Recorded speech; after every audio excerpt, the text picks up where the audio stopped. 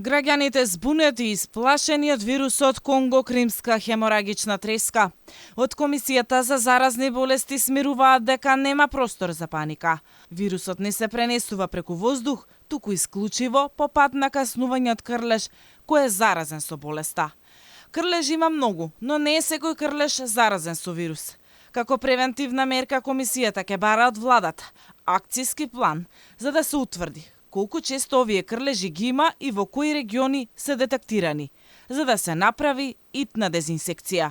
Апсолутно нема потреба од плашење и од паника, затоа што ова болест не е болест која се пренесува лесно, пренесувањето е исклучиво по пат на каснување од крлеж кој што е заразен со вирусот. Крлежи има многу, особено во летните месеци. Ова затоплување глобално исто така допринесува за нивна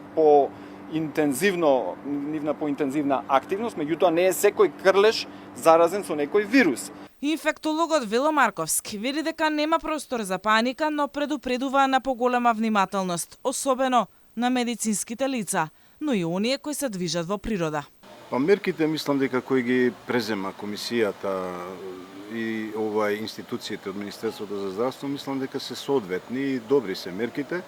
Се работи за една многу сериозна болест. Мислам дека смртноста малку се претерува, дека е некаде помеѓу 20 и 35%.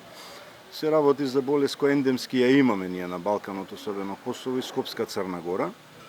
Сме имале порано епидемии, мали епидемии. Во светот некаде годишно помеѓу 20 и 200 случаи секоја година се регистрираат. Според Марковски, Македонија е далеку од епидемија од ова вирусно заболување.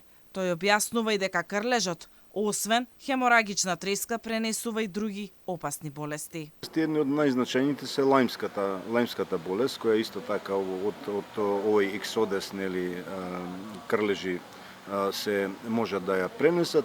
Средноевропскиот крлежен енцефалит, исто така и дел од рикециите кои исто така многу почести се во летен период од овиот каснување на крлеж. Инаку не постои специфичен лек за Конго-Кримската хеморагична треска. Антивирусниот лек рибавирин се користи во терапијата, а овој лек го прима заразената болничарка. Во моментов не постои ниту безбедна и ефикасна вакцина достапна за човечка употреба.